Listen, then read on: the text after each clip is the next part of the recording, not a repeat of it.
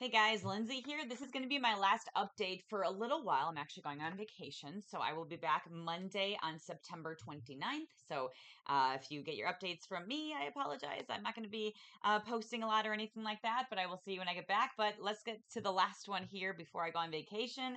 Looking at the water temperatures of Lake Michigan, we are seeing a little bit of a cool down, which is very typical for this time of the year. We also do have water temperatures that are basically at this point in those upper 60s, and that does actually play into our temperatures of the day. I still think we tap out at 80 degrees today.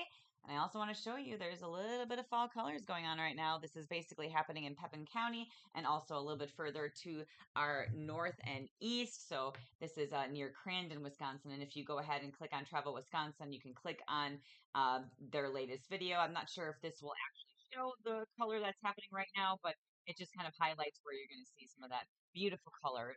This is the best time of year to be in Wisconsin. So, and if you're already seeing some of the color now, that could be due to tree stress or even the age of the tree.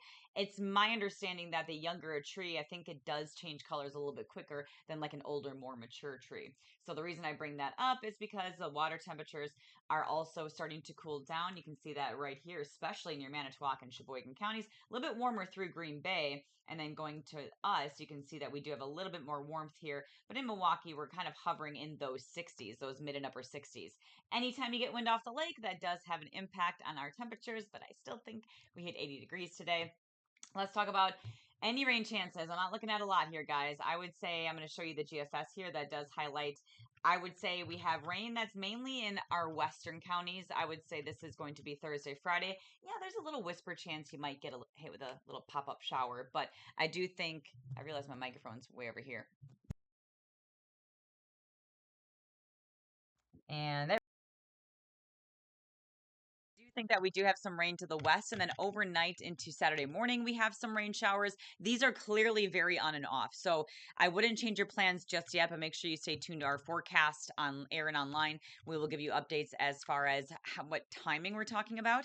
When I was looking at these models before, it kind of looked like a Sunday evening. Now it's more of like a Sunday morning deal, and then things kind of push out. A little breezy and definitely a little bit mild for Sunday versus Saturday, and then more rain chances in the forecast because of something in particular. I'm going to go ahead and show North America, and I'm going to go to the surface temperatures because I think that's the only way you're going to see this.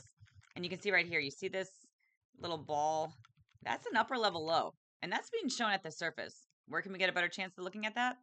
On the upper level maps. So the European weather model has something that I find interesting for next week. You can see it right here, right there. It tries to do a cutoff upper level low out of the jet stream. If this comes to fruition, this is actually going to cool us off, especially Monday, Tuesday, and put us into more of an active pattern and put much of the central United States in a little cooler spot and literally some wonky weather. However, let's go backwards. Let me show you what the GFS is trending with. And this is what I'm kind of going more with versus the European. If you remember a previous video I did, the European also had a cutoff low, I think sometime last week. Never came to fruition. The GFS actually absolved this into the jet stream. So I feel like this will likely be the better solution, which does show that cutoff low doesn't get as far south and then it moves on. If that also is the case, we'll have a brief cool down period before some warming happens right up here. And you can see that happening right there as we head into the early part of October. So yeah, very interesting pattern there. Also, we're keeping an eye on the tropics. We have tropical depression number 7. This would likely be Umberto turning into a hurricane, but this one is likely going to stay a fish storm, which is great. We don't want any U.S. impacts, but for now, it looks like it's pretty quiet except for that system. And of course, the one behind it. I think the Gulf could have something here soon, but it's not at least for the next 7 to 10 days. So we'll keep a close eye on it. All right, you guys have a wonderful end of September. I will see you on September 29th with my latest video.